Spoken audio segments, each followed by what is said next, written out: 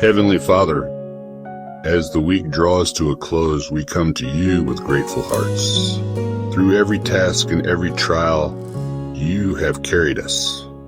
Now, as we step into Friday, we ask for a holy pause, a moment of stillness in your presence. Lord, let this day be a doorway into your peace. Let every mother, every father, every child who hears this feel the calm of your embrace. May the weight of the week fall away, and may we lift our hands to you with joy. Heal the weary, strengthen the weak, bring rest to the anxious, and hope to the discouraged. Unite families, rekindle faith.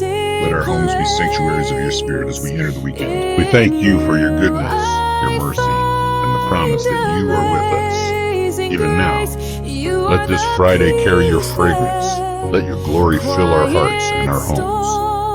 In the name of Jesus, amen.